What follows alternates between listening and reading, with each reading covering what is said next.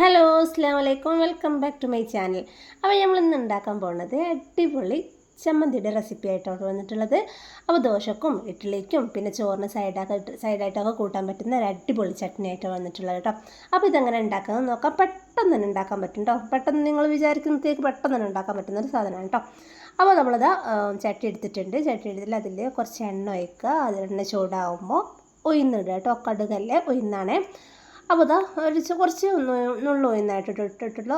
പിന്നെ നമ്മൾ വലിയ 3 വെളുത്തുള്ളി ഇട്ടിട്ടുണ്ട് കേട്ടോ.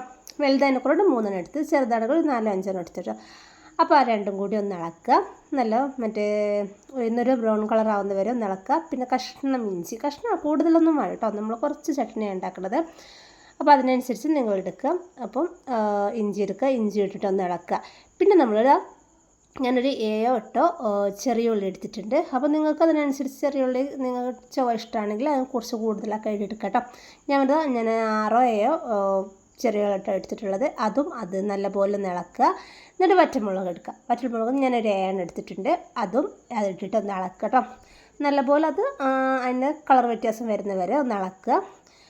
ഇളക്കി കഴിഞ്ഞിട്ട് അതിലേക്ക് നമ്മൾ ഇടുന്നത് മല്ലിച്ചപ്പും പുതിനച്ചപ്പും അരിഞ്ഞതാണ് കേട്ടോ. ആ രണ്ടും അരിഞ്ഞിട്ട് അതും നല്ലപോലെ ഇളക്കുക. ഇത് ഇളക്കന്നെ കേട്ടോ. എല്ലാം കുറച്ച് ലോ ഫ്ലെയിമിൽ ഇട്ടിട്ടാണ് കേട്ടോ ആക്കേണ്ടത്. ഹൈ ഫ്ലെയിമിൽ ഇടരുത്. അത് രണ്ടും കൂടി ആക്കിയിട്ട് നമ്മൾ ചെറിയൊരു സവാള, വലുതാണെങ്കിൽ അതിൻ്റെ പകുതി മതി. ഇത് ചെറുതിനെ കൊണ്ട് ഒരു ചെറിയ സവാള മുറിച്ചിട്ട് അതും ഒന്ന് ഇട്ടിട്ട് ഒന്ന് ഇളക്കുക കേട്ടോ. നല്ലപോലെ ഒന്ന് ഇളക്കുക. എല്ലാം ഈ കളറൊക്കെ ആകുമ്പോഴത്തേക്ക് നമ്മൾ ലാസ്റ്റ് ഇടുന്നത് ഞാൻ 4 തക്കാളിയായിട്ട് എടുത്തിട്ടുള്ളത്. 4 ചെറിയ തക്കാളിയാണ്. വലുതാണെങ്കിൽ ഒരു 3 എടുത്താൽ മതി കേട്ടോ. അപ്പോൾ 4 ചെറിയ തക്കാളിയൊക്കെ ഇട്ടിട്ടുണ്ട്. അതും ഇട്ടിട്ട് ലാസ്റ്റ് ഒന്ന് നല്ലപോലെ വഴറ്റുക കേട്ടോ. നല്ലപോലെ ഒന്ന് വഴറ്റുക. എല്ലാം നല്ലൊരു കളർ വ്യത്യാസം വരുന്നവരെ വഴറ്റുക. ലാസ്റ്റിലേക്കാണ് നമ്മൾ ഉപ്പിടുന്നത്. ഞാൻ 2 ചെറിയ ടീസ്പൂൺ ഉപ്പിട്ടിട്ടുണ്ട്. നിങ്ങൾ ആവശ്യത്തിന് ഉപ്പിട്ടാൽ മതി കേട്ടോ. കൂടുതലാവുകയും ചെയ്യരുത്, കുറവാവുകയും ചെയ്യരുത് കേട്ടോ. അപ്പോൾ നമ്മൾ ഉപ്പ് ഇട്ടിട്ട് നല്ലപോലെ ഒന്ന് ഇളക്കുകയാണ്.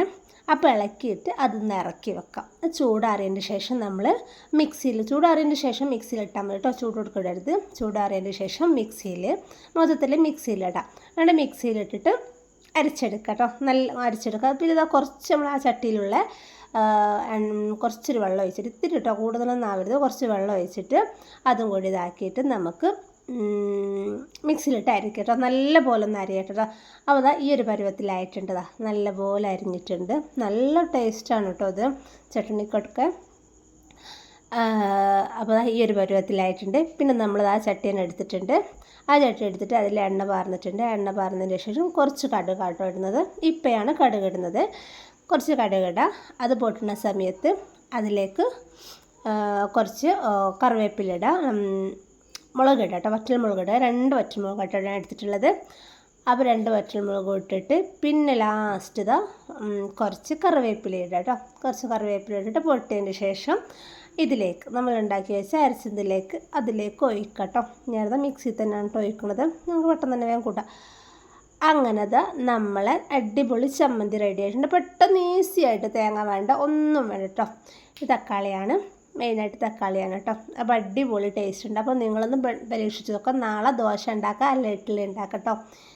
നാളെ രാവിലെ അതുണ്ടാക്കിയിട്ട് അതിന് പകരം നിങ്ങൾ ഈ ചമ്മന്തി ഒന്ന് ഉണ്ടാക്കി നോക്ക്. എന്നിട്ട് നിങ്ങൾ കമൻറ്റിൽ അറിയിക്കുക കേട്ടോ.